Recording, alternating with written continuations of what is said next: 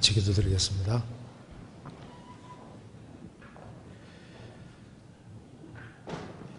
자비로우신 우리 아버지 하나님, 마땅히 형벌받을 수밖에 없는 저희들을 불쌍히 여겨주시고 주의 크신 은혜와 사랑으로 구원해 주신 것을 진심으로 감사합니다. 이 시간 주 성령께서 함께해 주시고 주님의 죽으심과 부활하심, 또 우리가 부활하신 주님 앞에서 어떻게 행할 것을 깊이 생각할 수 있도록 도와주시고, 주님 앞에서는 그날까지 주 안에서 귀하게 쓰임받는 사람들이 다 될 수 있도록 도와주옵소서. 하나님의 말씀으로 우리 영혼을 환하게 비춰주시고, 또 우리가 주 안에서 어떻게 행할 것을 주님이 알게 해주시고, 또 그 말씀들이 심령 깊이 새겨지도록 역사해 주옵소서.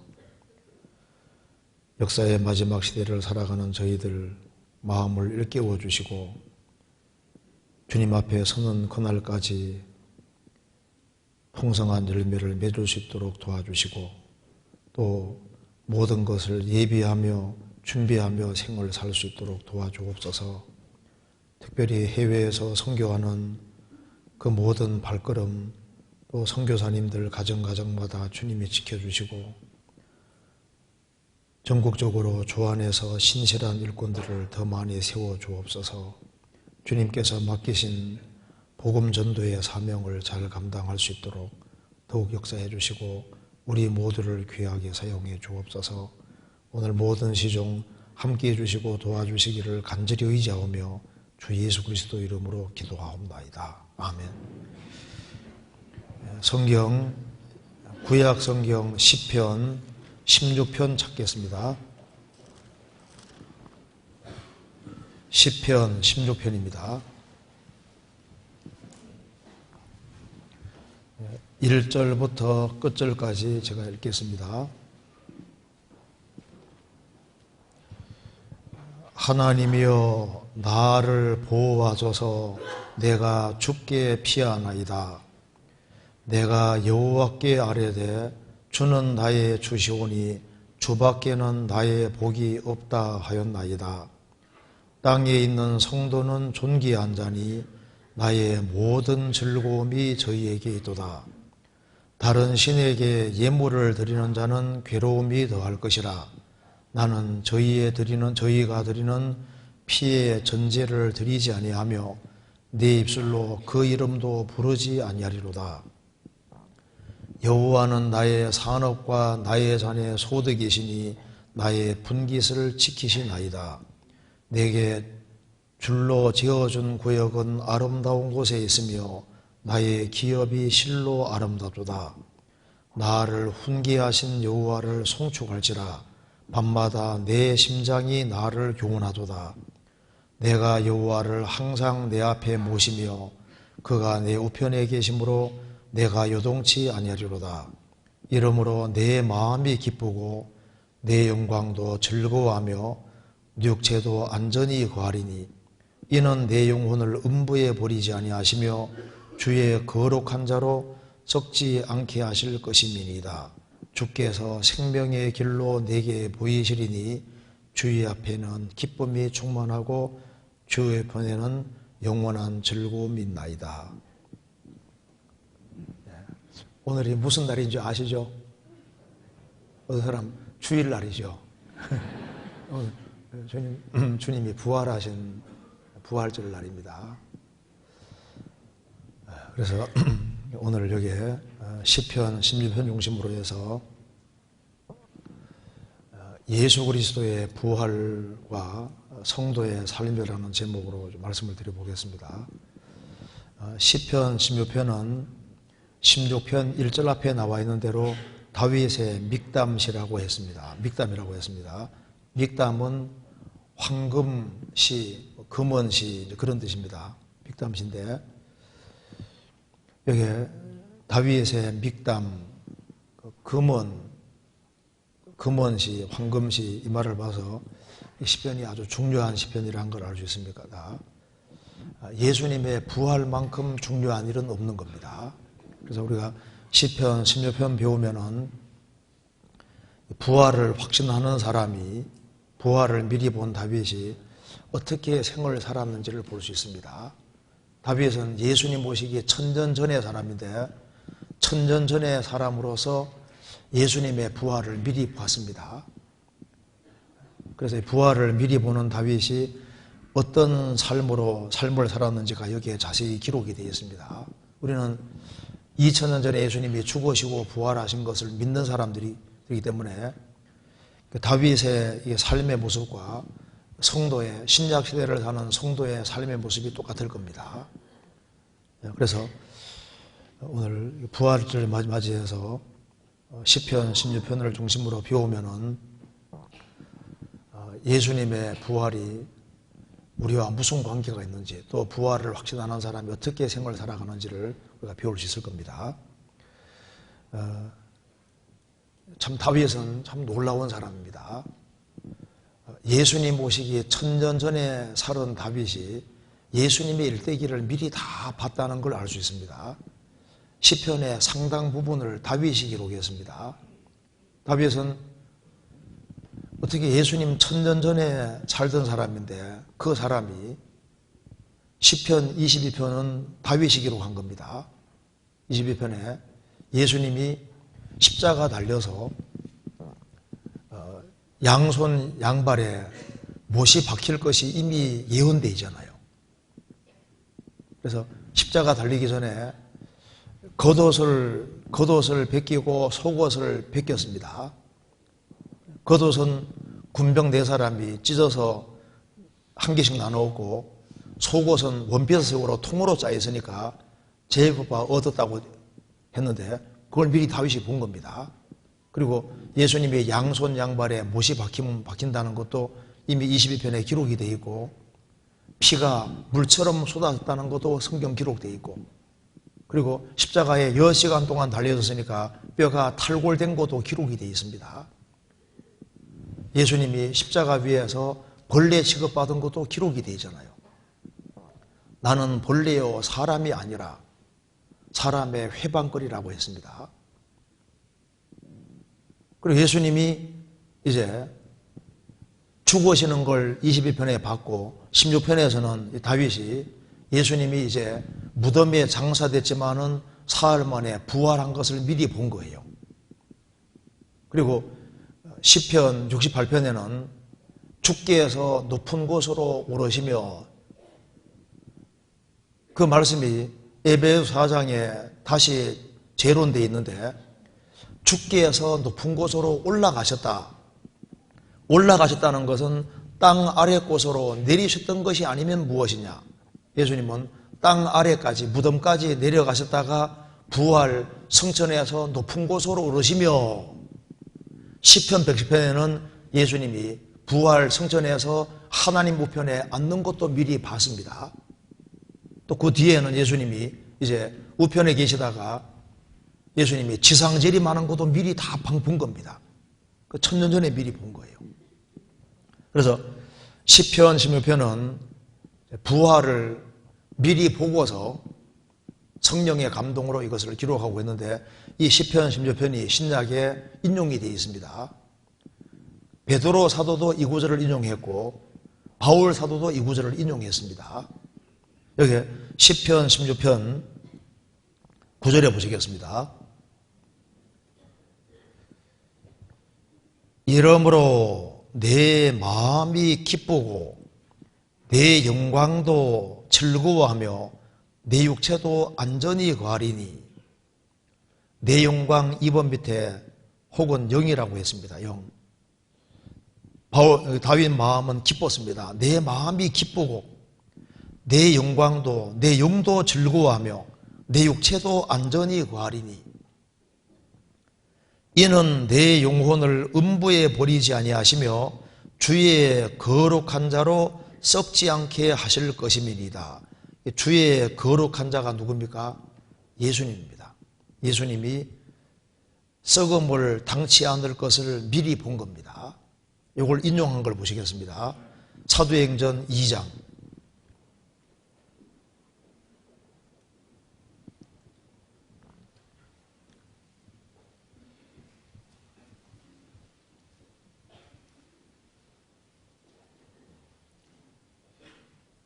(22절) 사도행전 2장은 오순절에 예수님이 죽으시고 부활 성천하신 이후에 50일째 되는 날이, 예수님 부활하시고 이제 50일째 되는 날이 오순절인데, 오순절 날에 성령이 오셨고 이제 베드로 사도가 설교를 하는 내용입니다. 이 설교로 한꺼번에 3,000명이 구원을 받았습니다. 이때 이제 시편 16편을 인용하고 있는데요. 22절을 보시겠습니다. 이스라엘 사람들아, 이 말을 들으라. 너희도 아는 바에 하나님이 나사렛 예수로 큰 권능과 기사와 표적을 너희 가운데서 베푸사 너희 앞에서 그를 증거하셨느니라. 그가, 예수님이 하나님의 정하신 뜻과 미리 아신 대로 내어준 바 되었거늘 너희가 법 없는 자들의 손을 빌어 못 박아 죽였으나 하나님이 사망의 고통을 풀어 살리셨으니 이는 그가 사망에 매어 있을 수 없었음이라. 다윗이 저를 가리켜 가로되, 시편 16편입니다. 내가 항상 내 앞에 계신 줄을 배웠으며 나로 요동치 않게 하기 위하여 그가 내 우편에 계시도다. 이러므로 내 마음이 기뻐하였고 내 입술도 즐거워하였으며 육체는 희망에 거하리니. 이는 내 영혼을 음부에 버리지 아니하시며 주의 거룩한 자로 썩음을 당치 않게 하실 것이미로다. 주께서 생명의 길로 내게 보이셨으니 주의 앞에서 나로 기쁨이 충만케 하시리로다 하였으니. 형제들아, 내가 조상 다윗에 대하여 담대히 말할 수 있노니 다윗이 죽어 장사되어 그 묘가 오늘까지 우리 중에 있도다. 30절부터 32절까지 같이 읽겠습니다. 그는 선지자라 하나님이 이미 맹세하사 그 자손 중에서 한 사람을 그 위에 앉게 하리라 하심을 알고 미리 보는 고로 그리스도의 부활하심을 말하되 저가 음부의 버림이 되지 않고 육신이 썩음을 당하지 아니하리라 하더니 이 예수를 하나님이 살리신지라 우리가 다 이 일의 증인이로다. 시편 16편에 이는 27절에 이는 내 영혼을 음부에 버리지 아니하시며 주의 거룩한 자로 썩음을 당치 않게 하실 것이미로다. 이렇게 말을 했을 때 이것은 다윗을 가리키는 것은 아니라는 겁니다. 왜? 다윗은 죽었고 썩었고 그 무덤이 오늘까지 우리 중에 있다. 다윗이 썩었다는 것은 누구든지 알고 있는 사실인데 다윗이 예수님 오시기 천년 전에 이 말씀을 하실 때 주의 거룩한 자로 썩음을 당치 않게 하리라 이 말을 할 때 다윗을 가르치는 건 아니었다 그 말입니다. 다윗은 죽어서 천년이 지났고 무덤이 우리 중에 있고 다윗은 썩었다 그 말입니다. 그러면 주의 거룩한 자로 썩음을 당치 않게 하리라 이렇게 말했을 때 다윗은 천년 전에 미리 본 거라는 겁니다. 이 30절에 30절 그는 선지자라 하나님이 이미 맹세하사 그 자손 중에서 한 사람을 그 위에 앉게 하리라 하심을 알고 미리 보는 고로 미리 봤습니다. 그리스도의 부활하심을 말하되 저가 음부에 버림이 되지 않고 육신이 썩음을 당하지 아니라 하더니 이 예수를 하나님이 살리신지라. 다윗이 예언에 말씀한 대로 천년 전에 미리 본 대로 실제로 살렸는데 우리가 다 일의 증인이다. 예수님 죽으시고 부활한 걸 우리는 봤고 예수님은 40일 동안 우리와 함께 해서 우리는 직접 만져봤다는 겁니다. 그리고 이제 사도행전 13장 보시겠습니다. 여기에도 인용되어 있습니다. 사도행전 13장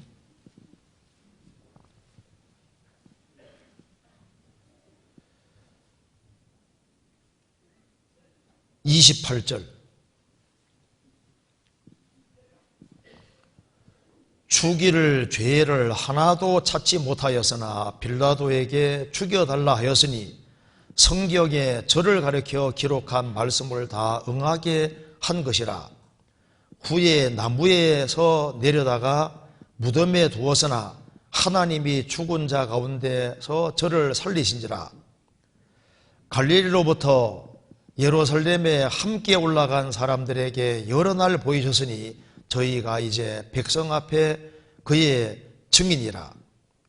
우리도 조상들에게 주신 약속을 너희에게 전파하노니 곧 하나님이 예수를 일으키사 우리의 자녀들에게 이 약속을 이루게 하셨다 함이라. 시편 둘째 편에 기록한 바와 같이 너는 내 아들이라 오늘 너를 낳았다 하셨고, 그 다음에 이 35절 그러므로 또 다른 편에 일러서되 시편 16편입니다. 주의 거룩한 자로 썩음을 당하지 않게 하시리라 하셨느니라. 다윗은 당시에 하나님의 뜻조차 섬기다가 잠들어 그 조상들과 함께 묻혀 썩음을 당하였으되 하나님의 살리신 이는 썩음을 당하지 아니하였나니 그러므로 형제들아 너희가 할 것은 이 사람을 힘입어 죄 사함을 너희에게 전하는 이것이며 또 모세의 율법으로 너희가 의롭다 하심을 얻지 못하던 모든 일에도 이 사람을 힘입어 믿는 자마다 의롭다함을 얻는 것이니라. 이것이니라. 바울 사도가 전도하면서 이야기를 했습니다.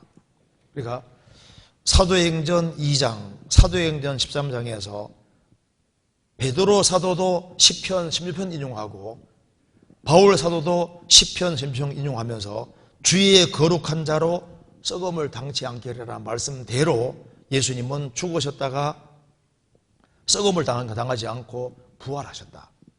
그래서 이제 예수 그리스도를 믿는 사람은 누구든지 죄의 사함과 더불어서 의롭다 하심을 얻는다. 우리는 지금 예수님이 죽으시고 부활하신 지 2000년이 지나갑니다. 우리는 기록된 말씀을 통해서 예수님이 죽으시고 부활하신 것을 믿는 사람들입니다. 예수님이 부활하신 것이 사실인데, 예수님이 초대교회 당시에도 부활했다 이렇게 했는데 그 부활을 믿지 않는 사람들이 있었습니다. 고린도전서 15장 찾겠습니다.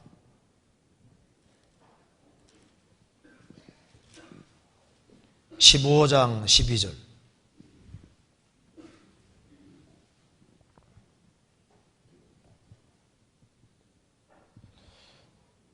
그리스도께서 죽은 자 가운데서 다시 살아나셨다 전파되었거늘 너희 중에서 어떤 이들은 어찌하여 죽은 자 가운데서 부활이 없다 하느냐.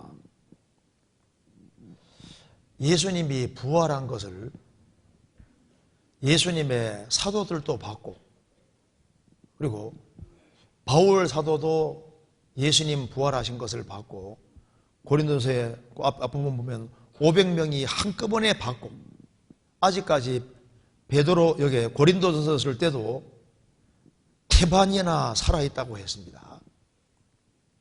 증인들이 그렇게도 많음에도 불구하고 부활이 없다 이렇게 엉뚱한 이야기하는 사람이 있었다는 겁니다. 예수님이 죽으시고 부활하심으로 우리 죄를 영원히 처리하시고 우리를 의롭다고 하시다는 이 복음, 이거보다 더 중요한 것은 없는 겁니다.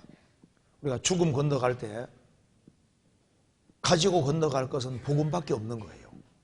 글을 하나 읽어드리겠습니다. 유명한 신학자이면서 목회자인 볼드윈이라는 그 박사가 한 말을 한번 잠깐 읽어드리겠습니다. 나는 20대에 여러 가지 철학과 종교를 공부했다. 그리고 이 철학과 종교에 비해 복음은 너무 단순하다고 생각했다. 예수님이 우리 죄를 처리하기 위해 십자가 죽으셨고 부활하심으로 나를 의롭다고 하시다는 이 복음, 이게 너무 간단하다고 생각했다는 겁니다. 그런 나는 30대에 내가 추구하는 철학과 종교들이 내 인생의 문제에 대해 전혀 대답할 수 없다는 딜레마에 빠지기 시작했을 때 복음은 비로소 심오하게 나에게 다가오기 시작했다. 40대 인생의 스트레스와 삶의 모든 문제와 싸우면서 복음을 의지했을 때 복음은 내게 능력으로 다가왔다. 비로소 복음은 내게 위대한 것이었다. 50대에 들어와서 내가 지금까지 쌓아올린 모든 성취가 흥부하게 느껴졌을 때 인간의 의미는 무엇이냐고 질문했다. 그때 비로소 복음은 내 삶의 가장 소중한 것이 되었다. 60대가 되어 내 친구들이 하나씩 둘씩 세상을 떠나기 시작했을 때 내가 붙들고 의지할 수 있는 것은 복음밖에 없었다. 60대의 복음은 내게 유일한 것이었다. 복음은 더 이상 나에게 단순한 것이 아니었다. 복음은 더 이상 심오한 것도 아니었다. 복음은 더 이상 위대한 것도 아니었다. 복음은 더 이상 중요한 것도 아니었다. 복음은 유일한 것이다. 복음 없이는 나는 살지 못한다. 복음은 나의 삶의 전부이다. 복음은 나의 인생이다. 그 말이 맞잖아요. 복음을 성령의 도우심으로 확실히 깨우친 사람은 복음보다 더 중요한 건 없는 겁니다. 성경의 주제는 예수님이고 구약 성경대로 예수님이 죽으시고 부활하시다는 이 사실보다 중요한 건 없는 겁니다. 우리가 죽음 건너갈 때 우리 공로를 가지고 건너가는 것도 아니잖아요. 오로지 예수님의 죽으심과 부활하심, 그것에 의지해서만 죽음을 건너갈 수 있는 겁니다. 복음보다 더 중요한 것이 없습니다. 그런데 예수님이 죽으시고 부활한 그 한가운데에서도 부활이 없다 이런 엉뚱한 주장하는 사람들이 있었다 그 말입니다. 어떤 신학자는 아이고 예수님이 부활이 역사적인 사실이든 아니든 그게 중요한 게 아니라 무조건 믿으면 되는 게 아니냐. 그런데 그게 사실이 아니면 믿을 수가 없는 겁니다. 그렇잖아요. 그게 사실이든 아니든 뭐가 중요하냐? 중요하죠. 죽으심과 부활하신 것이 사실이 아니라면 그 믿음은 헛된 것이 되는 겁니다. 어떤 사람이 당신이 결혼하는 상대자가 인간이든 개든 상관없다, 상대를 인간이라고 믿는 게 중요하다, 이게 말이 됩니까? 안 됩니까? 안 되잖아요. 부활하신 것이 사실이어야 하는 겁니다. 부활이 아니라면 어떻게 될까요? 예수님이 부활하시고 25년 안쪽에 마태, 마가, 누가복음이 다 쓰여진 겁니다. 예수님이 죽으시고 부활한 바로 그 현장에서 베드로 사도가 설교하니까 한꺼번에 3,000명, 5,000명 구원받았잖아요. 그게 사실이 아니면 믿을 수가 없는 겁니다. 여기에 13절 보시겠습니다.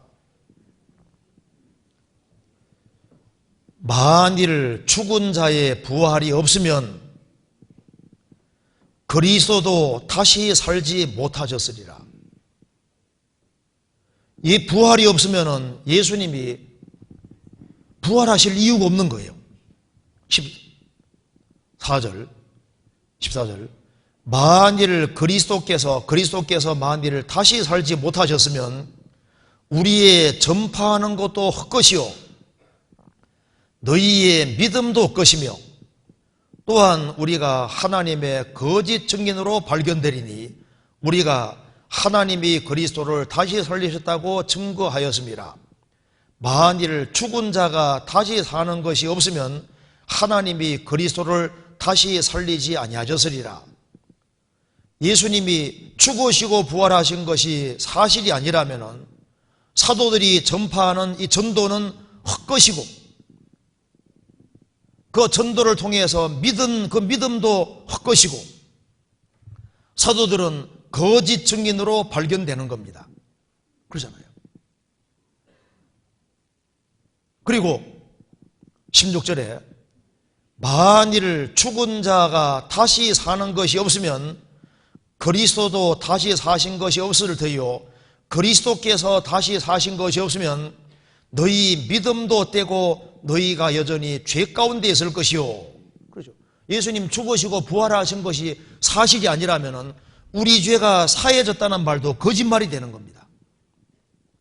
그리고 18절에 또한 그리스도 안에서 잠자는 자도 망하였으리니 예수 믿고 죽은 사람이 얼마나 많이 있고 또 순교당한 사람도 얼마나 많이 있는데 그 사람들도 신앙이 다 부도나 버리는 거예요. 예수님이 부활하지 않으셨다면 예수님 죽으실 때 도망간 예수님 제자들, 비겁쟁이들이 부활도 안 했는데 바로 예수님이 처형당한 그 자리에서 유대인들을 향해서 예수님이 부활했다고 증거하면서 하나같이 순교할 수 있을까요? 사도 요한을 제외하고는 전부 다 예수님 부활을 전하다가 죽었습니다. 제일 나중에 자연사한 사도 요한도 그가 도미시안 황제 당시에 전도하다가 붙잡혀서 밤모섬에 유배돼 갖고 거기에서 요한계시록까지 기록하고 끝까지 복음 전하다가 죽었지 않습니까? 예수님이 12제자 부르시고 70명의 제자를 부르셨는데 그 70명의 제자들 하나같이 다 순교했습니다. 부활이 사실이 아니라면은 한두 명은 머리가 돌아 죽을 수 있을지 몰라도 하나같이 순교할 수는 없는 겁니다. 부활이 실제로 있었던 거예요. 그리고 부활이 없다면은 19절을 같이 읽겠습니다. 만일 그리스도 안에서 우리의 바라는 것이 다만 이생뿐이면 모든 사람 가운데 우리가 더욱 불쌍한 자리라. 어떤 사람들은 예수님 제자들이 시체를 훔쳐갔다. 예수님 시체를 훔쳐가 놓고 예수님도 부활도 안 했는데 예수님 죽은 것을 제자들이 확인하고 죽음으로 끝난다면요 하나같이 목숨 버리겠습니까? 말도 안 되는 소리인 거예요. 그리고 죽음으로 끝이라면은 우리의 바라는 것이 다만 이생뿐이면 7, 80이 전부라면은 모든 사람 가운데 우리가 더욱 불쌍한 자리라. 여기 말씀한 대로 예수님 부활이 사실이 아니라면은 바울 사도와 일꾼들이 전하는 메시지가 다 거짓이 되고, 부활을 증거하는 증인들은 거짓 증인이 되고, 예수님 부활이 없다면은 우리 죄가 사해졌다는 말도 거짓말이고, 우리 믿음도 헛것이고, 예수님의 부활을 믿고 죽은 사람들도 다 부도나는 것이고, 예수님 때문에 순교당한 사람도 다 망한 것이 되고, 죽음으로 끝이라면은 소망도 없는 것이 되는 거예요. 금세가 전부니까 예수 믿는 사람이야말로 가장 불쌍한 사람이 될 수 있는 겁니다. 어떤 분이 저에게 말합니다. 참 예수 믿는 사람 불쌍해 보인다.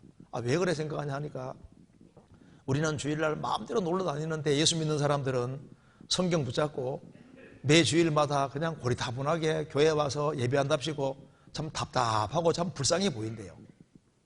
그래서 당신만 그렇게 말하는 것이 아니라 성경도 그렇게 되어 있습니다 하고 제가 보여줬습니다.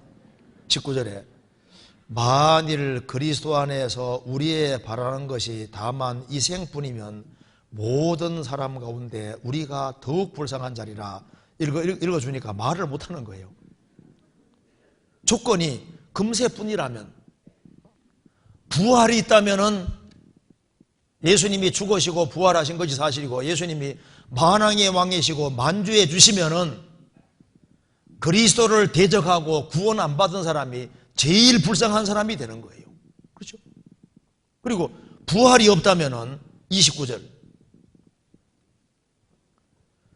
만일 죽은 자들이 도무지 다시 살지 못할 것이면 죽은 자들을 위하여 세례받는 자들이 무엇을 하겠느냐? 어찌하여 저희를 위하여 세례를 받느냐? 부활이 없다면 세례가 무슨 필요가 있냐 그 말입니다. 우리가 구원받을 때 예수 죽음 내 죽음 예수 부활 내 부활이 됐습니다. 예수님 죽은 자리가 바로 내가 죽은 자리입니다. 그래서 5명이 구원을 받았으면 십자가 안에서 5명이 죽은 거예요. 십자가 안에서 죽은 사람 장례식을 치르는 것이 침례입니다. 그래서 십자가 안에 죽은 사람을 장례식을 지내는데, 이제 5명이 구원받았으면 5명이 물속에 들어갈 때 십자가 안에서 죽은 사람, 아담만에 죽은 옛사람을 장례식을 지내는 거니까, 죽은 자들을 위해 세례받는 사람도 세례받는 사람과 죽은 자가 똑같은 사람들입니다. 십자가 안에서 죽은 사람들을 위해서 세례받는 산자들 말하는 겁니다. 예수님 안에서 죽고 부활했으니까 우리는 십자가 안에서 죽은 자도 맞고 산자도 맞잖아요. 그 주님 안에 산자가 십자가 안에 죽은 자들을 위해 장사 지내는 것이 침례인데, 그런 침례가 무슨 필요가 있냐 그 말입니다. 30절에 또 어찌하여 우리가 때마다 위험을 무릅쓰리요? 형제들아, 내가 그리스도 예수 우리 주 안에서 가진 바 너희에게 대한 나의 자랑을 두고 내가 단언하노니 나는 날마다 죽노라. 죽음으로 끝이라면은 복음 전하기 위해서 그렇게 위험을 무릅쓰고 전도하러 뭐하러 다니냐 그 말입니다. 그리고 날마다 십자가 지고 고난받는 삶을 살 필요가 뭐가 있느냐? 용감하게 복음 전할 필요가 없다 그 말입니다. 그리고 죽음으로 끝이라면은 바르게 살 이유도 없다는 겁니다. 32절에 내가 범인처럼 에베소에서 맹소로 더불어 싸웠으면 내게 무슨 유익이겠느냐? 죽은 자가 다시 살지 못할 것이면 내일 죽을 터이니 먹고 마시지 하리라. 속지 말라. 악한 동부들은 선한 행실을 더럽히나니 깨어 의를 행하고 죄를 짓지 말라. 하나님을 알지 못하는 자가 있기로 내가 너희를 부끄럽게 하기 위하여 말하노라. 죽음으로 모든 것이 끝이라면은 내일 죽어야 터니 먹고 마시자 하리라. 흥청망청 될 것이다. 속지 마라. 현대인들은 죽음으로 끝이라고 생각을 합니다. 우리 시대만큼 흥청망청 되는 시대가 없잖아요. 헤로도스가 쓴 글에 보면은 에집트의 한 관습을 이야기하고 있는데, 그 잔치할 때, 부자들이 모여 잔치할 때, 그 종 한 사람이 사람들 이제 손님들 앞에 관을 가지고 옵니다. 관. 물론 관에 시체의 모습으로 인형이 새겨져 있는데, 부패한 시체 모습으로 인형이 새겨져 있고, 그걸 쫙 보이면서 우리 인생 결국 이렇게 될 겁니다. 죽으면 이렇게 썩어서 부패하게 될 거니까 살아있을 때 찐땅 먹고 마시자, 그 말입니다. 그렇게 하고 난 다음에 잔치했다고 하잖아요. 그래서 막 잔치할 때 막 실컷 먹고 마시는 거예요. 어차피 죽을 테니. 내일 죽을 터이니 먹고 마시지 않으리라.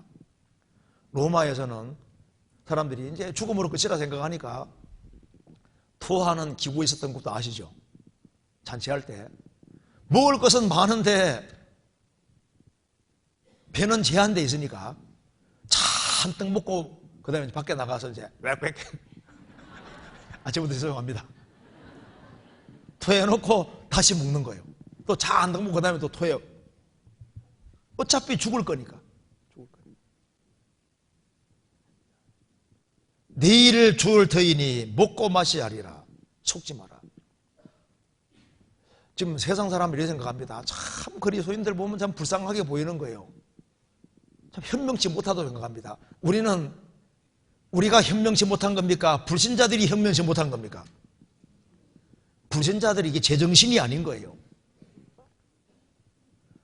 하나님을 모르면 아무것도 모르는 겁니다. 제가 글을 하나 읽어드리겠습니다. 영국의 전 대법원장이었던 다링이라는 사람이 이제 모임에서 이런 이야기를 한 적이 있습니다. 부활에 대한 겁니다. 지금도 화제가 되고 있는 부활도 나는 그것을 믿어야 하기 때문에 믿는 것이 아니라 그것이 역사적인 사실이기 때문에 믿는 것입니다. 만약 어떤 판사가 기독교의 진실성 여부를 판결하기 위해 재판을 열었다면 그는 기독교의 진리가 완전한 사실이라는 판결을 내릴 수밖에 없을 것입니다. 왜냐하면 너무나도 뚜렷한 역사적, 물적, 적극적, 소극적인 증거, 즉 증거의 효과를 가진 증거 자료들이 산재해 있기 때문입니다. 저희가 대법관으로서 이 예수님 죽으시고 부활하신 게 사실인지에 대해서 법적으로 면밀하게 조사할 때 이거는 부활은 안 믿을 수 없는 객관적인 사실이다. 프랭크 모리슨도 누가 돌을 옮겼는가 그 책에서 그는 판사로서 이걸 재판에 부여할 때 틀림없이 이거는 부활했다고 결론 내릴 수밖에 없다 그 말입니다. 부활은 사실입니다. 그래서 예수님이 부활하신 것이 명백한 사실이기 때문에 바울 사도가 이렇게 권했습니다. 58절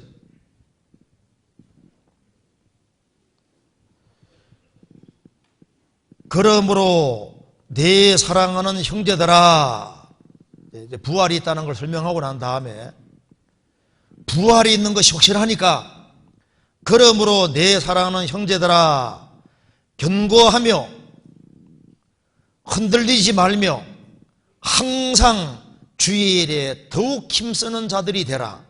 이는 너희 수고가 주 안에서 헛되지 않은 줄 알미니라. 앞에 부활을 설명 쭉 하고 난 이후에 봐라, 부활이 명확하지 않느냐. 그러므로 내 사랑하는 형제들아 경고하며, 부활을 확신하는 사람은 경고할 수 있습니다. 그리고 흔들리지 말며 항상 주의 일에 더욱 힘쓰는 자들이 되라. 지금까지 힘썼지만은 지금보다 더욱 힘쓰는 자들이 되라. 이는 너희 수고가 주 안에서 헛되지 않은 줄 알미니라.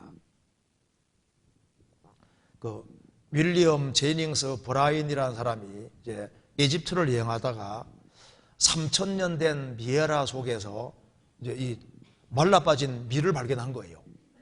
밀을 한 움큼 지어다가 집에 심었는데요, 한 달 정도가 지나서 싹이 나고 수확을 했습니다. 그래서 3,000년 동안 미라 속에 밀이 있었는데 그게 3,000년이 지나서 심으니까 싹이 나더라 그 말입니다. 이걸 통해서 부활이라는 것은 실제구나. 생명이 있으니까.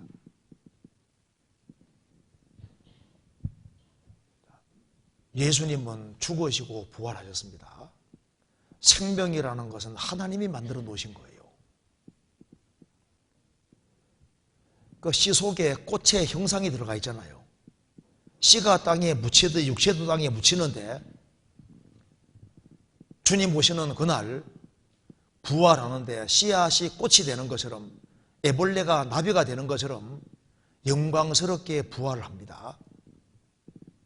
이제 주님 재림하실 날이 너무 가까워서 이제 주님이 공중에 재림하시면은 우리는 정말 주님 앞에 서는 거예요.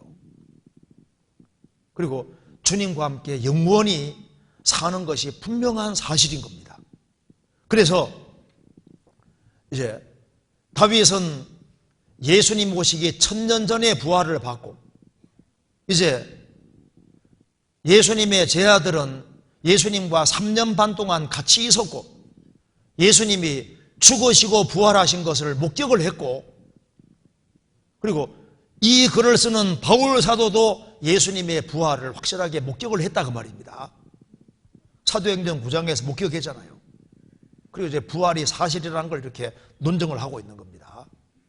그래서 예수님이 죽으시고 부활하신 것을 믿는 사람이 그럼 어떻게 생을 살아가는지가 시편 16편에 자세히 기록되어 있는 겁니다. 한번 여기 시편 16편 보시겠습니다. 어떻게 생을 살아가는지를 보겠습니다. 예수님의 부활을 믿는 사람과 믿지 않는 사람이 삶이 똑같을 수가 없습니다.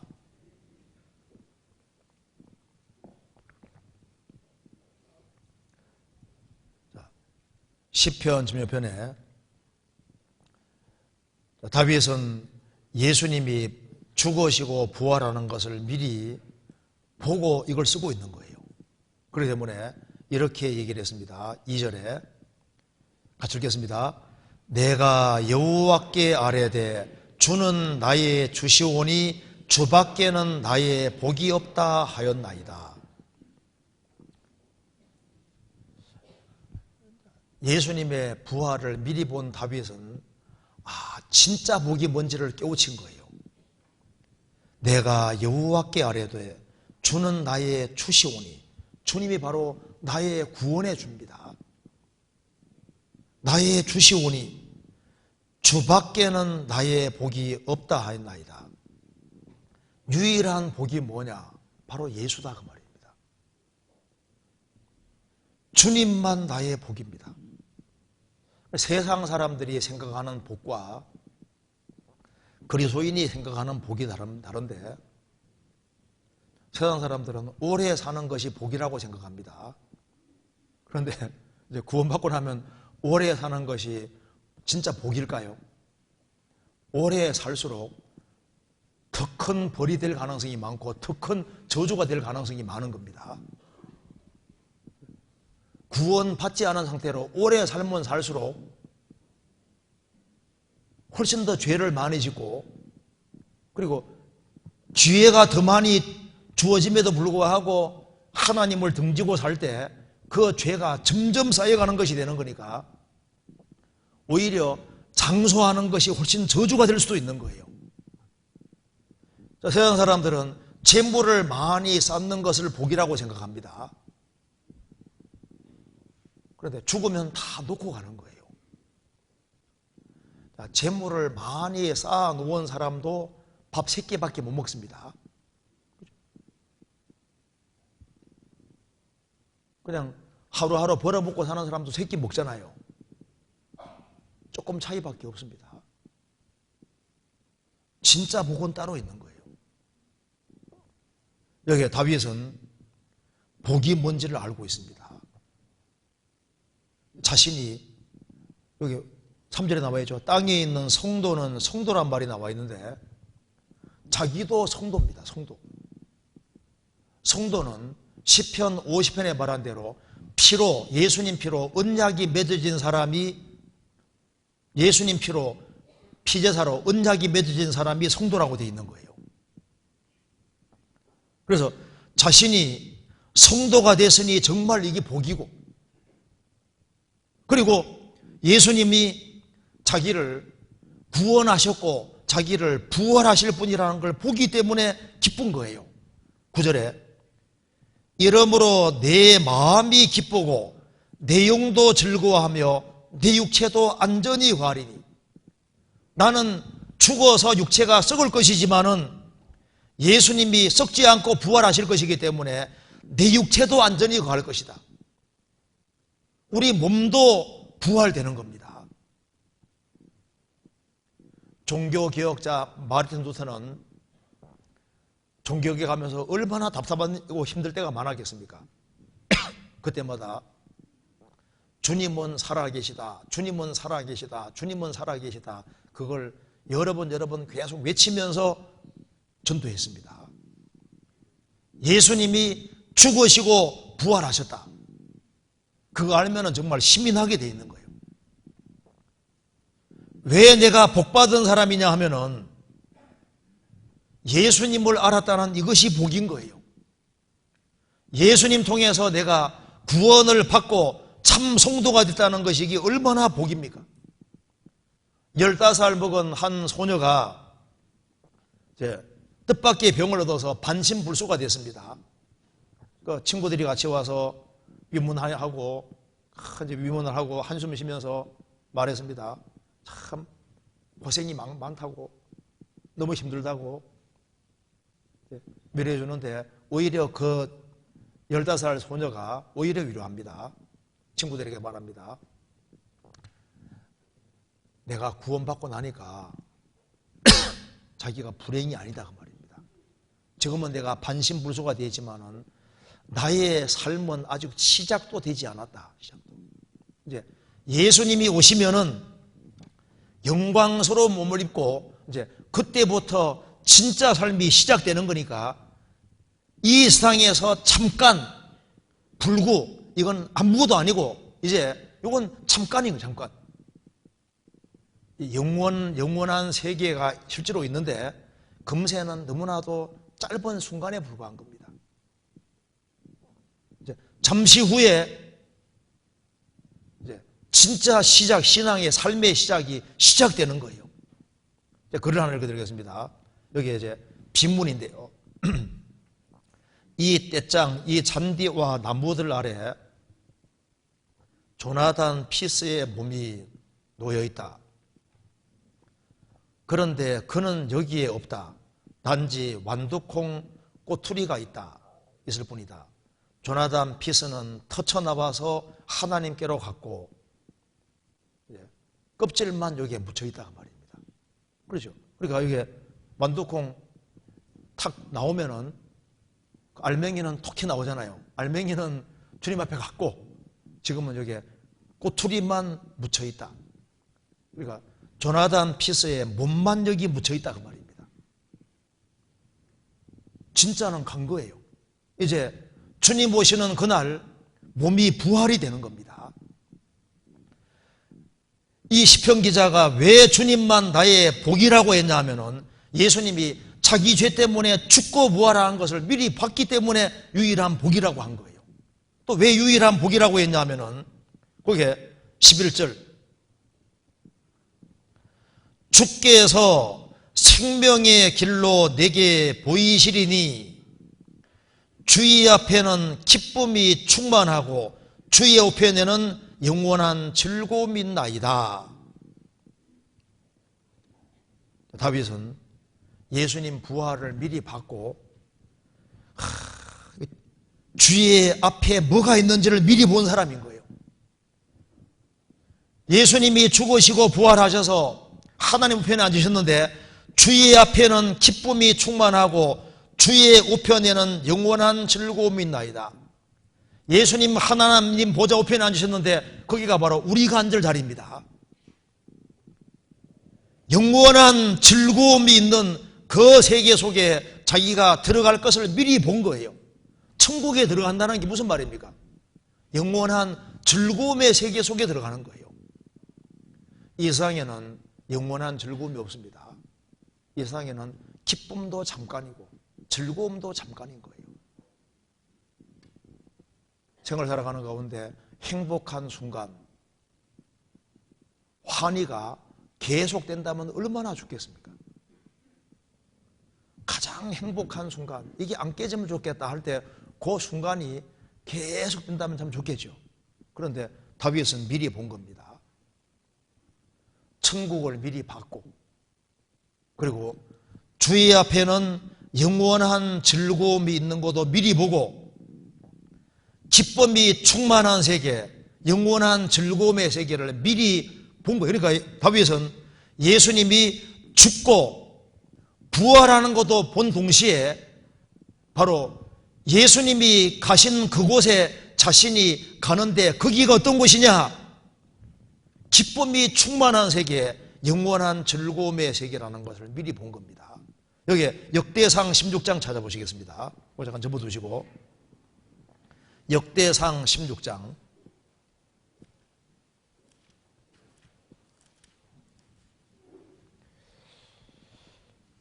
이것도 다윗이 쓴 겁니다.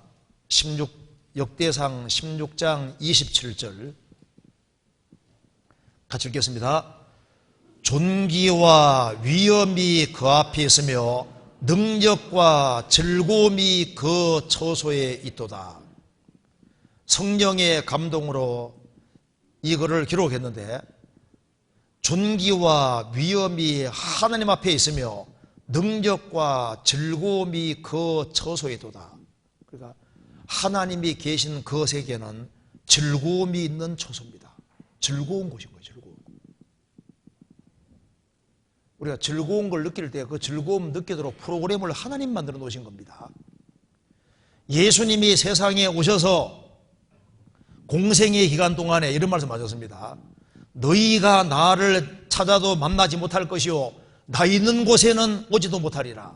요한복음 7장 33절에 나 있는 곳에는 너희가 오지 못할 것이다. 주님이 계신 곳, 사람이 나를 섬기려면 나를 따르라. 나 있는 곳에 나를 섬기는 자도 거기 있으리니 사람이 나를 섬기면 내 아버지께서 저를 기억이시리라. 나 있는 곳에 나를 섬기는 자도 거기 있을 것이다. 바로 즐거움의 처소에 계신 바로 그분이 세상에 오셨다가 다시 그곳으로 가신 겁니다. 다윗은 자신이 그곳에 간다는 걸 보고 있는 거예요. 그곳은 바로 즐거움의 처소고 기쁨이 충만한 세계, 영원한 즐거움 있는 세계라는 걸 미리 본 겁니다. 여기 요한복음 17장 찾겠습니다. 17장 24절 17장 24절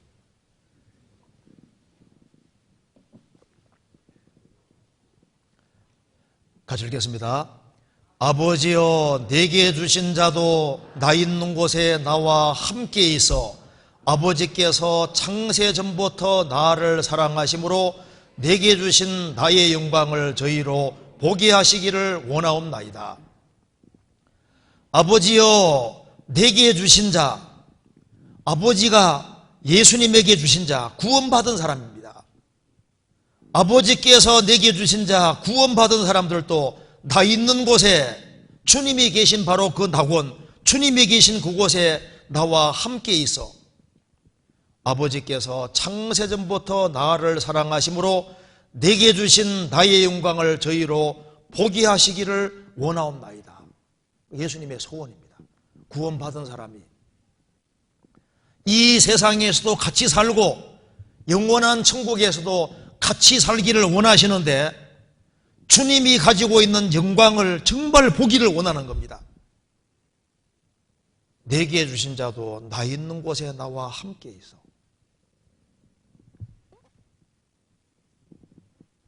주님이 계신 세계, 그 세계가 얼마나 즐거운 세계겠습니까? 이제 그 천국에 들어갈 때 정말 놀라게 될 겁니다. C.S. 루이스가 쓴 나니아 연대기에 보면은 그 천국에 대해서 이렇게 묘사했는데 이게 참 묘사가 잘 되어 있습니다. 제가 한번 읽어드리겠습니다. 이 일을 해야 할 때는 지났다. 휴가가 시작된 것이다. 꿈은 끝났다. 지금은 아침이다. 이 세상에서의 그들의 평생은 겉표지나 제목에 적힌 맨 앞장에 불과했다. 이제 드디어 세상 누구도 읽어보지 못한 위대한 이야기의 제1장이 펼쳐진 것이다. 그것은 영원히 계속되며 모든 장들은 그 앞에 것보다 훌륭하다. 얼마나 설명이 잘 되어 있습니까? 우리 일생은 두꺼운 책에 겉표지 정도밖에 안 된다. 표지 제목밖에 안 된단 말입니다. 이제 책 속에 이제 뒤로 들어갈수록 흥미진진한 얘기가 펼쳐지기 시작하는데 뒤로 갈수록 점점 더 재미있는 책이 있잖아요. 그것처럼 천국에 이제 들어가면 이제 그때부터 이제 우리 일생이 시작되는데 그 뒤로 가면 갈수록 흥미진진한 일이 펼쳐지는데 그 뒤가 훨씬 더 훌륭한 것이 영원히 펼쳐지는 그 영원한 세계 속에 들어간다. 맞죠? 그 사람, 아이고, 천국 들어가면 무슨 재미로 사냐 하는데, 애벌레가, 아이고, 나비가 되면 무슨 재미로 사냐 하는데, 애벌레가 나비가 안 되려고 합니다. 애벌레는 막 배추잎이 최고로 생각하잖아요. 나비가 되면 꿀과 꽃이 있고 새로운 세계가 있는 겁니다. 이 세계가 전부인 줄 아는데 아닙니다. 이 세계는요, 하나님이 심판하신 저주받은 세상인 거예요. 예, 주님 오시는 그날 영원한 새 하늘과 새 땅 천국 들어갈 때 얼마나 신나겠습니까? 정말 놀라운 세계 속에 들어갈 겁니다.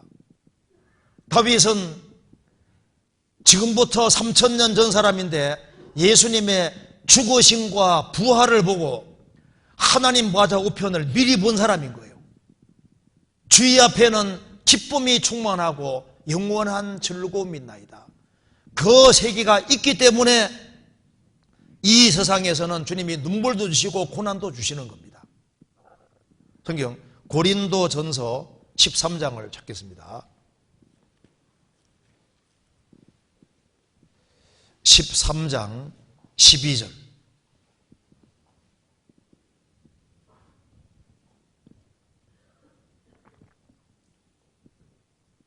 같이 읽겠습니다. 우리가 이제는 거울로 보는 것 같이 희미하나 그때에는 얼굴과 얼굴을 대하여 볼 것이요 이제는 내가 부분적으로 아나 그때는 주께서 나를 아신 것 같이 내가 온전히 알리라. 우리가 이제는 거울로 보는 것 같이 희미하나, 이 당시의 거울은 청동제 거울이기 때문에 얼굴이 희미하게 펼쳐졌습니다. 우리가 이제는 거울로 보는 것 같이 희미하나 그때는 얼굴과 얼굴을 대하여 볼 것이요. 주님 오시는 그날 얼굴과 얼굴을 대해서 보게 될 겁니다. 주님 얼굴을 직접 뵐 때 얼마나 기쁘겠습니까? 이제는 내가 부분적으로 아나, 우리는 지금 기록된 내용밖에 모릅니다. 그러나 그때는 주께서 나를 아신 것 같이 내가 온전히 알리라. 주님 앞에 서게 되면은 우리가 궁금하게 생각하는 것들을 다 알게 될 겁니다. 내가 왜 한국에 태어났는지, 내가 왜 이렇게 가난한 가정에 태어났는지, 내 인생이 왜 이렇게 기구했는지, 왜 이렇게 힘든 것이 연속이 됐는지 설명할 수 없는 많은 것들이 있지 않습니까? 그런데 그 모든 것이 다 풀려지고 다 알게 될 겁니다. 제가 이런 생각을 옛날부터 많이 해봤습니다. 왜 하나님이 거듭난 그리스도인들을 그렇게 고생을 시키실까? 왜 힘들게 많이 하실까? 그 생각 많이 해봤거든요. 그런데 나중에 좀 이해가 되더라니까요. 보상이 큰 것이 있다면은 고통은 가능한 겁니다. 왜 고3 학생들에게 왜 1년 동안 그 밤잠 못 자고 고생을 시키냐 하면은 대학이라는 것이 있고 나머지 몇십 년 살아가는데 도움이 된다는 것을 믿고 좀 더 유익한 것이 있다는 걸 믿기 때문에 1년 동안 고생시키잖아요. 그런데 어떤 강심장인 부모도 자식이 화형을 당하게 됐을 때는 살릴 수 있다면 무슨 방법 써서라도 분명히 살리지 않습니까? 안 죽인다 그 말입니다. 왜? 그 화형당하는 고통보다 더 좋은 걸 줄 수가 없는 거예요. 그런데 하나님은 그리스도인들이 사자의 밥이 되기도 하시고 화형을 당하기도 하시고 십자가 못 박히는 것도 허락하시고 아주 극단적인 고통을 받는 걸 허락하셨는데 왜 그런 걸 허락하시냐 하면은 그것에 비해서 주고자 하는 것이 상상할 수 없을 만큼 어마어마한 것이 있고 더 좋은 것을 줄 수 있으니까 고통을 허락할 수 있는 거예요. 그래서 손가락 하나 탁 자르면은 지구 전체를 준다 하면 이게 이 중에 시도할 사람 좀 있을지 모릅니다. 여기 손가락 하나 탁 자르면은 지구 전체가 내 것이다. 그러면 자를 사람 있을지도 몰라요. 그냥 탁 자르라고. 왜? 보상이 크면은요 고통은 받을만 하다 그 말입니다. 그렇죠? 만일 여기에 24시간 잠 안 자고 힘든 막노동을 하기만 하면은 100억이 통장에 들어오는 게 확실해요. 그러면 여기에 24시간 안 잘 사람 꽤 있죠? 할 사람 있죠? 왜? 왜냐면 대가가 크면은 고생은 할 만하다 그 말입니다. 그러니까 왜 그리스도인에게 고통이라는 걸 주시냐 하면은 하나님이 주시고자 하시는 그 보상이 상상할 수 없어 크기 때문에 그걸 허락하시는 거예요. D.L. 모디 당시에 그 구원을 받은 코넬리우스라는 사람이 쓴 글을 제가 한번 몇 번 읽어드렸는데 또 한번 읽어드리겠습니다. 그 사람이 쓴 글 중에 이것이 있습니다.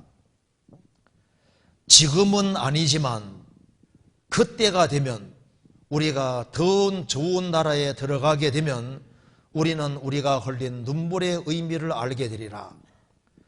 그리고 그때 그곳에서 모든 것을 깨닫게 되리라. 우리는 알게 되리니 그 많은 계획들을 이루기 위해서 왜 태양이 아닌 구름이 필요했었는지를, 왜 두려움이 시작되었을 때 노래가 거쳐졌었는지를, 그때 그곳에서 우리는 모든 것을 깨닫게 되리라. 왜 우리가 가장 바라는 것이 우리의 갈급한 손을 그렇게 자주 비껴가야 했는지, 왜 소망들이 깨어지고 성들이 무너지는지를 그때 위에 올라가면 우리는 모든 것을 깨닫게 되리라. 하나님은 그 길을 알고 계시며 열쇠를 가지고 계셔서 그래서 실수하지 않는 손으로 우리를 인도하시네. 눈물 없는 눈을 갖게 될 때 우리는 알게 되리라. 바로 그곳 그 위에 소리는 모든 것을 깨닫게 되리라. 우리가 부활의 몸을 입고 차원 다른 몸을 입고 부활하신 주님을 뵙게 될 때 저 위에서는 모든 것을 알게 될 것이다. 우리가 부분적으로 알지만은 그때는 주께서 나를 아신 같이 내가 온전히 알 것이다. 주님은 사랑이시니까 사랑이 충만한 세계 속에 들어갈 때 영원한 위로가 있다는 말씀대로 영원한 위로를 받고, 그리고 우리가 세상에 수고한 모든 것에 대해서 보상을 완전히 받고 영원한 기쁨과 즐거움이 있는 환희가 있는 그 세계 속에 들어가서 영생을 누리게 될 때, 영생이라는 것에 대해서 한 농아 학생에게 물었습니다. 영생이 뭐냐 물으니까 농아가 대답하기를 전능자의 일생입니다. 얼마나 답이 명쾌합니까? 전능하신 하나님이, 하나님의 일생이 영생이다. 전능자는 안 죽으시니까 전능자가 영원히 살아계시는 만큼 영원히 살아가는 이것이 영생이다. 그 말이 맞죠? 영생의 세계가 있습니다. 시편 16편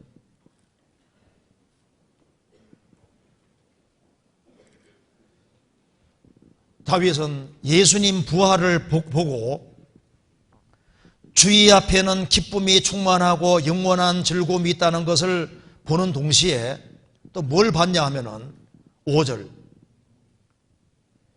여호와는 나의 산업과 나의 잔의 소득이시니 나의 분깃을 지키시나이다. 내게 줄로 지어준 구역은 아름다운 곳에 있으며 나의 기업이 실로 아름답도다. 이 세상에 참 수고하지만은 수고가 결국은 없어지잖아요. 어떤 화장품 회사에 근무하는 여자분은 무슨 일을 합니까 하니까 나는 하수구에 들어가는 일을 한다. 맨 아침에 칠하면 밤에는 싹 집어서 하수구 다 들어가잖아요. 내가 하는 일은 다 하수구 들어가는 일을 한다고 말입니다. 이 세상에 많은 사람들이 수고를 하는데 결국은 그 수고가 다 헛수고가 되는 거예요.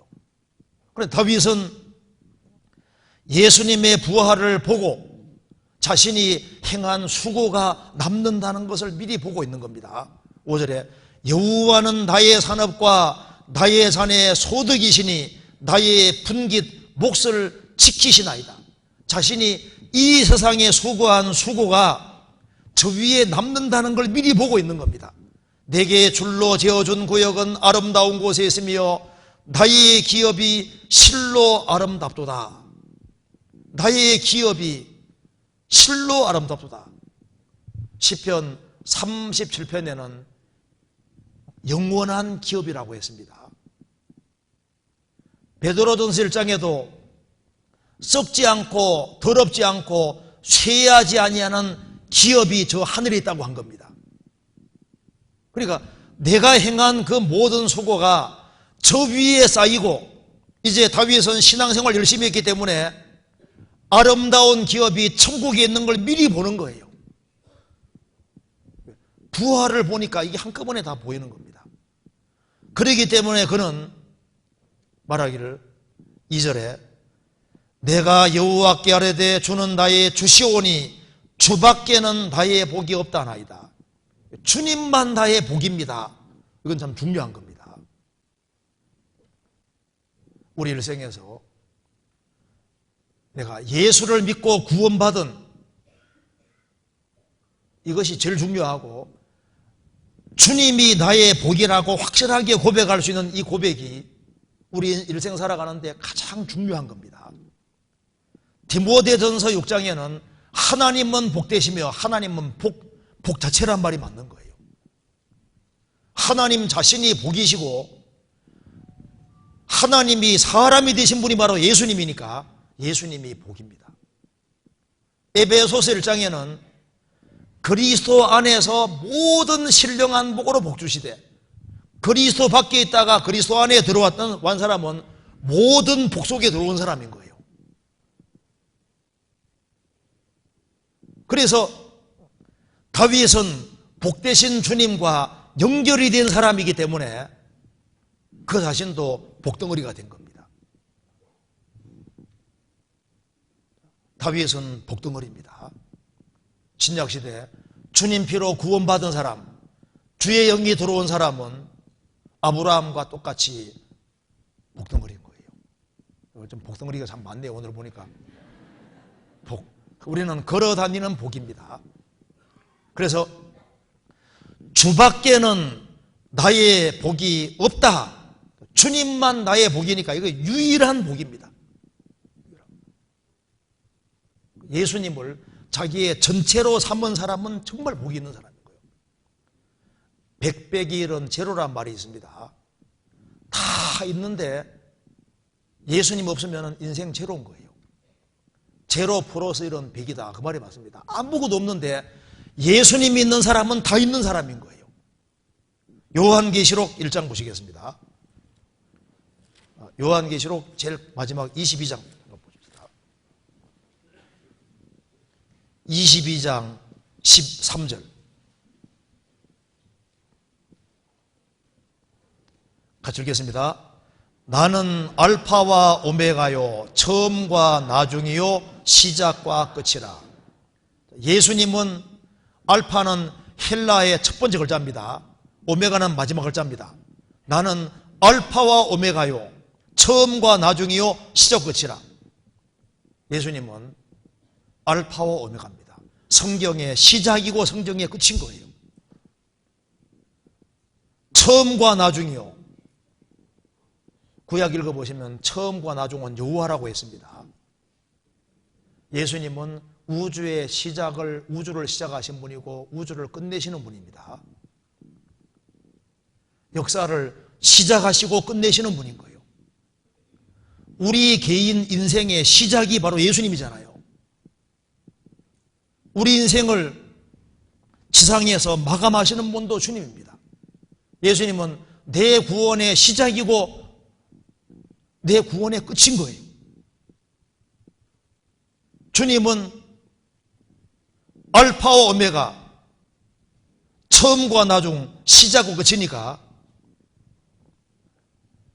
그리스도와 바른 관계를 맺은 사람, 예수님을 정말 유일한 복으로 삼은 사람, 나는 소속이 주님께 소속이고 주님은 나의 모든 것이다, 이런 확신 가진 사람은 정말 복입니다.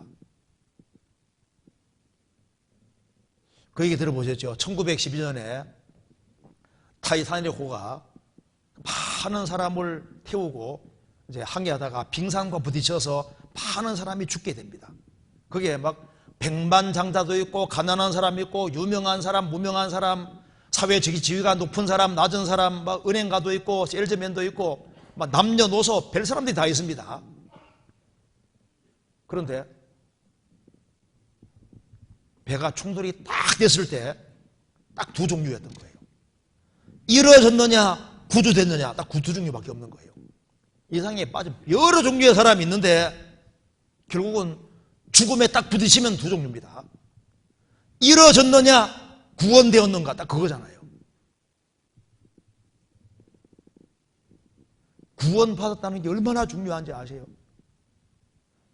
부모님이 돌아가시게 됐을 때 얼마나 신앙생활 잘했느냐, 그건 두 번째고, 구원받았느냐, 천국 갈 수 있느냐, 이게 얼마나 중요한 거예요. 주님이 복인된 사람이 어떻게 살아가는지를 봅시다. 시편 12편 16편에 어떻게 살아가는지가 기록이 되어 있습니다. 1절, 하나님이여 나를 보호하소서, 내가 죽게 피하나이다. 하나님을 유일한 복으로 삼는 사람은 틀림없이 하나님을 가까이 할 겁니다. 그래서 시편 73편에도 하나님께 가까이 함이 내게 복이라, 하나님을 가까이 하는 것이 복이라는 걸 압니다. 시편 148편에도 말씀하기를 모든 성도는 하나님을 친근히 하는 자라고 했습니다. 모든 성도, 하나님을 친근히 하는 자, 하나님하고 친하려고 해야 되는 거예요. 하나님이 복이면은 하나님을 가까이 하는 것이 당연한 겁니다. 그리고 하나님을, 여기에 예수님의 부활을 확신하는 사람, 그 사람은 하나님을 유일한 복으로 삼고, 그리고 누구를 즐거워하냐면은 3절에 땅에 있는 성도는 존귀한 자니 나의 모든 즐거움이 저희에게도다.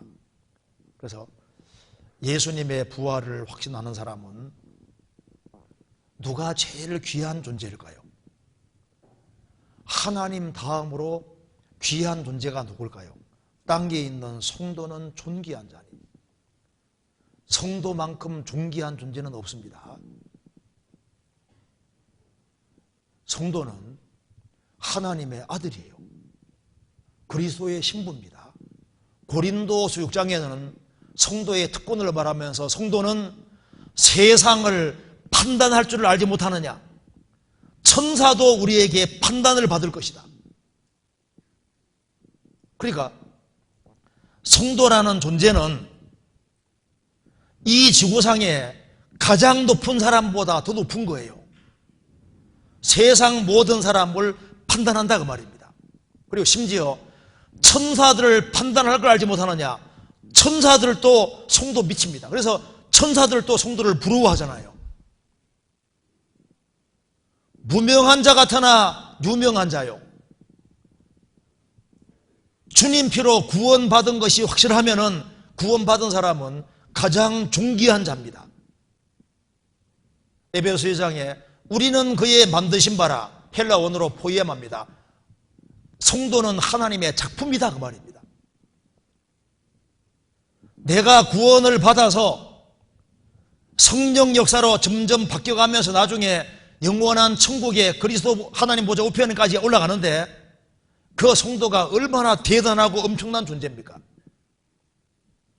땅에 있는 성도는 존귀한 자니, 그렇죠. 왜 존귀한 자가 됐냐면 예수님 피하고 연결됐기 때문에 존귀한 자가 된 거예요. 주님의 손길이 내게 미쳐서 내가 존귀한 자가 된 겁니다. 피카소가 그림 그리면 그 그림이 얼마나 비싼지 아시죠? 막 천문학적인 숫자입니다. 종이 위에 그림 그렸는데 가치가 막 엄청 뛰잖아요. 예수님 손에 연결되어서 예수님 손에 붙잡혀서 구원된 사람, 가장 존귀한 사람인 겁니다. 그래서 땅에 있는 성도는 존귀한 자니 나의 모든 즐거움이 저희에게도다. 다윗은 성도를 즐거워했습니다. 하나님을 즐거워하는 사람은 성경을 즐거워하게 돼 있고, 그리고 성도를 즐거워하는 것이 맞습니다. 시편 1편도 다윗이 쓴 겁니다. 오직 여호와의 율법을 즐거워하여 그 율법을 주야로 묵상하는 자로다. 성경을 사랑하고 성경을 즐거워하는 이유는 성경 속에 예수 그리스도가 나타나 있기 때문입니다. 그리고 성도가 존귀한지를 알고, 그래서 나의 모든 즐거움이 저에게도다. 성도가 신앙생활 잘하는 그것으로 기뻐하고 즐거워하는 거예요. 성도들과 같이 교제하는 것을 즐거워하고, 구원받았다는 사람이 구원받은 사람하고 사귀는 걸 싫어하고 오히려 구원 안 받은 사람하고 더 친하게 지내고 더 즐거워하면 그 이상한 겁니다. 가치관이 잘못된 거예요. 성도들과 같이 사귀고 같이 교제하는 그게 얼마나 즐거운 사실입니까? 나의 모든 즐거움이 저에게도다. 그리고 주님의 부활을 확신하는 사람은 어떻게 살아가는지가 이렇게 구체적으로 기록이 되어 있는데, 여기에 강한 부정의 삶이 되는 겁니다. 그거 봅시다. 4절. 다른 신에게 제사 드리는 자는, 다른 신에게 예물을 드리는 자는 괴로움이 더할 것이라. 나는 저희가 드리는 피의 전제를 드리지 아니하며 내 입술로 그 이름도 부르지 아니하리로다. 즐거움의 대상이 다릅니다. 여기 보면은 다른 신에게 예물을 드리는 자는 괴로움이 더할 것이라. 그렇죠. 이스라엘 백성도로 이스라엘 백성이라고 말은 하면서도 주님을 가까이 하는 것이 아니라 다른 신을 몰래 섬기는 사람들이 있었던 거예요. 그래서 다른 신에게 예물을 드리는 자는 괴로움이 더할 것이다. 그 말은 이스라엘 백성들이 아닌 사람이 우상 숭배하는 거하고 이스라엘 백성들로서 우상 숭배하는 것은 훨씬 죄가 가중된다 그 말입니다. 믿을 수 있는 충분한 기회가 주어졌음에도 불구하고 안 믿는 길을 택하고 엉뚱한 신을 섬기면 그 사람 받을 벌이 더 큰 겁니다. 다른 신에게 예물을 드리는 자는 괴로움이 더할 것이라. 나는 저희가 드리는 피의 전제를 드리지 아니하며 네 입술로도 그 이름을 부르지 아니하리로다. 구원을 받은 사람은 하나님으로 기뻐하고 즐거워하고 성도들과 사귀고 성도들을 즐거워하는데 또한 슬픔도 갖는 거예요. 다른 신에게 예물을 드리는 자는 괴로움이 더할 것이다. 하나님의 선민인 이스라엘 사람 중에 가짜들이 섞여 있는 걸 보는 겁니다. 참 성도들 중에 거짓이 있는 걸 보는 거예요. 그들은 괴로움을 더할 것이다. 얼마나 고통받을 것인지를 미리 보는 겁니다. 예수님 부활을 미리 보고 천국을 미리 보는 사람이 저 세계 속에 들어가지 못하면 갈 곳은 지옥이니까 다윗은 말했습니다. 나는 그 이름도 부르지 아니하리로다. 여기 아니하리로다. 강한 부정입니다. 우상을 극히 꺼리는 마음을 볼 수 있잖아요.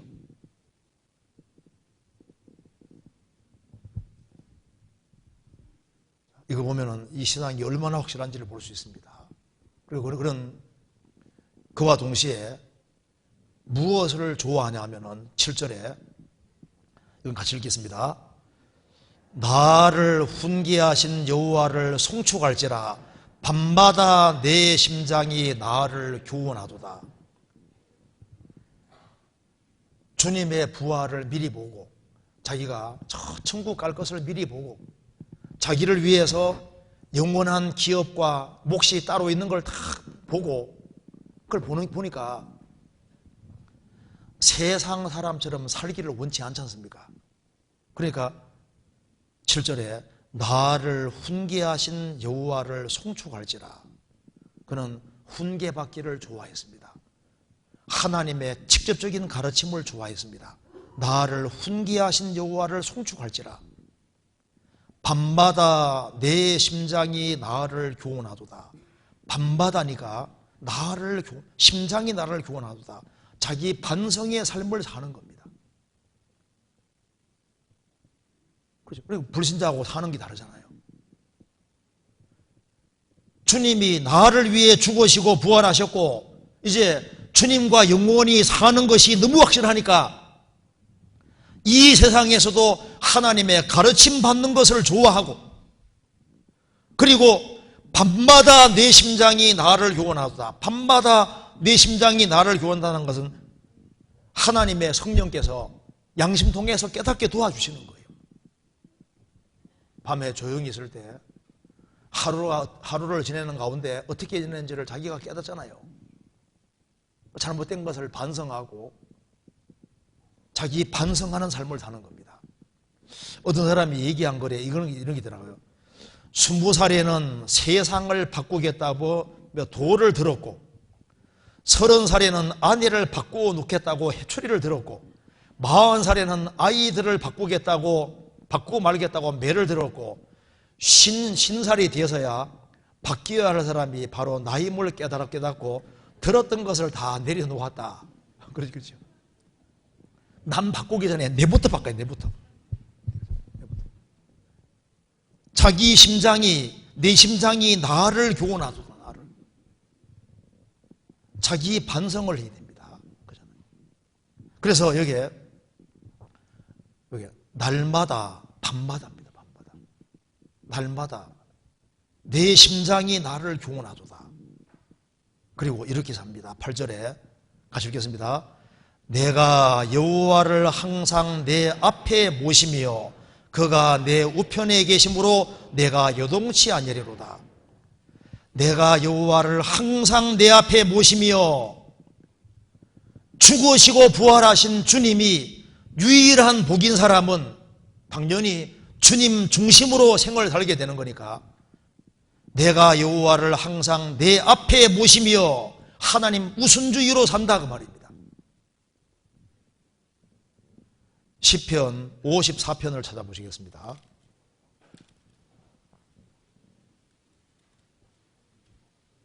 3절 이것도 다윗의 시입니다. 3절에 외인이 54편 3절 외인이 일어나 나를 치며 강포한 자가 내 생명을 추수해가며 하나님을 자기 앞에 두지 아니하였음이니이다. 하나님을 자기 앞에 두지 않았습니다. 하나님 없이 사는 겁니다. 시편 50편에는 하나님 말씀을 등 뒤로 던졌다고 되죠. 다윗은 여호와를 항상 내 앞에 모시며 하나님을 앞에 하나님은 항상 무엇든지 항상 우선입니다. 비행기가 먼저입니까? 새가 먼저입니까? 비행기 만들기 전에 벌써 새가 먼저 있었습니다. 헬리콥터가 한 자리에서 이렇게 돌 수 있잖아요.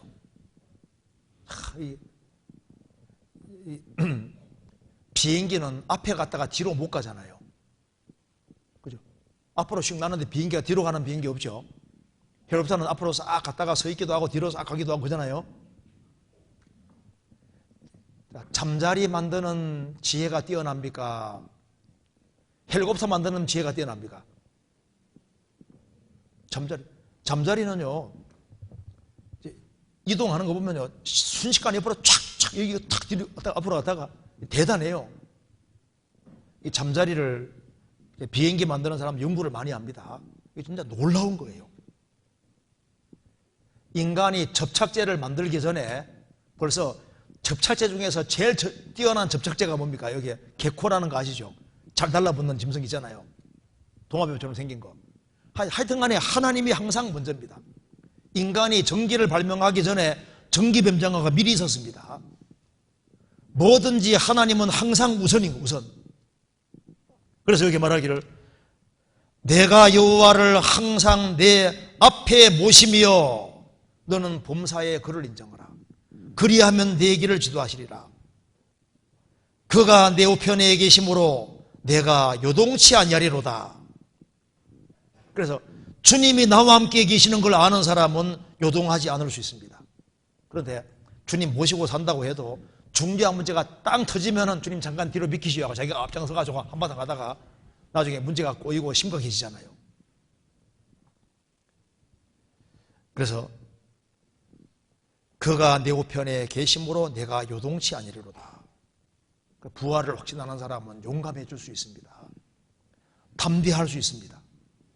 그리고 이제 주님의 부활을 확신하니까 성도가 존귀한 것도 알고, 그리고 이스라엘 백성으로서 가짜 신을 섬기는 사람 보니까 너무 불쌍해 보이고, 자기가 거기에 연결되지 않으려고 얼마나 신경을 쓰고 있습니까?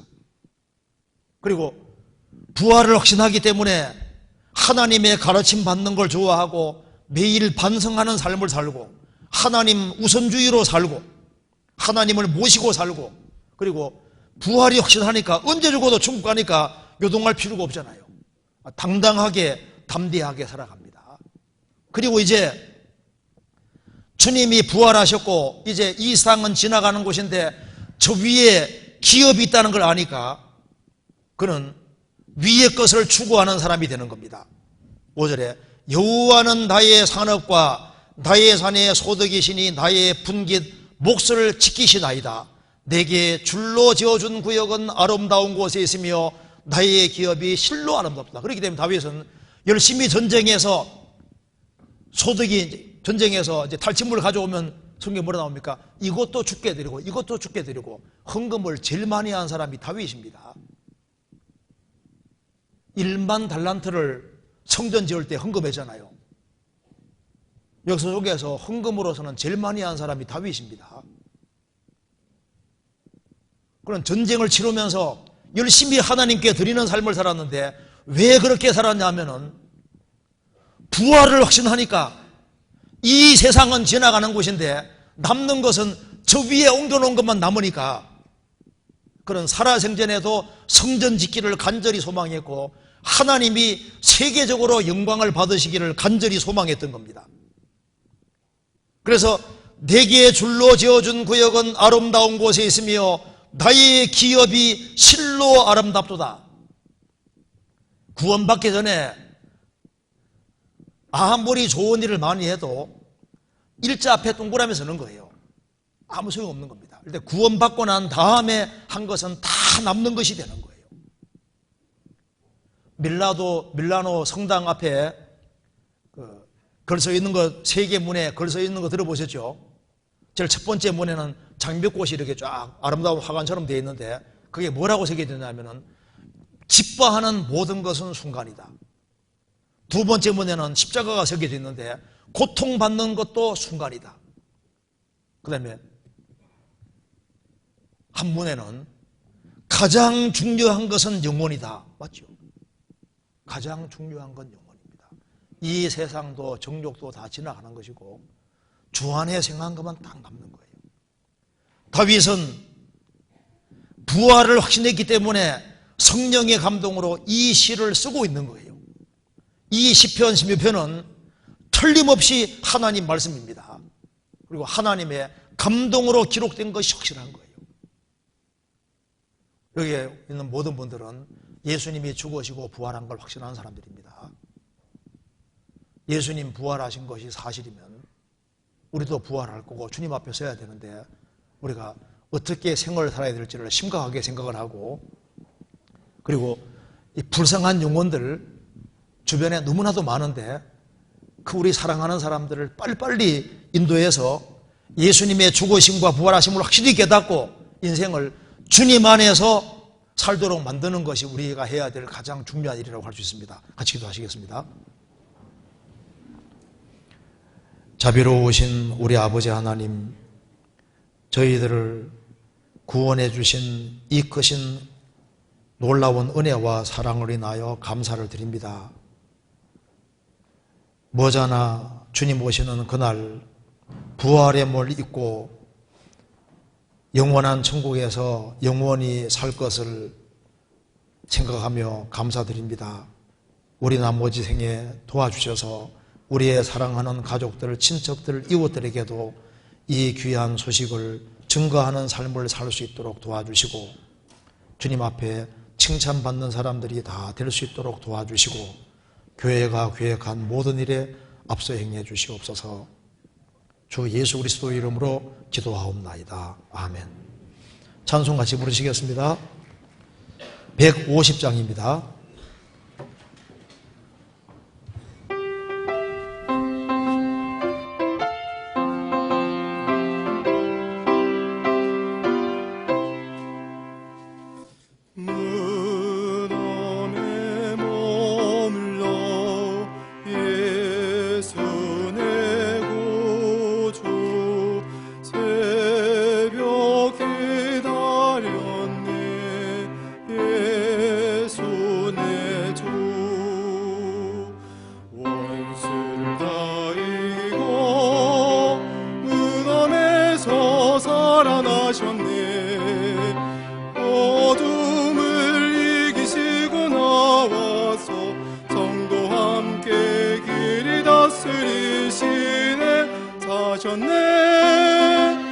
사셨네.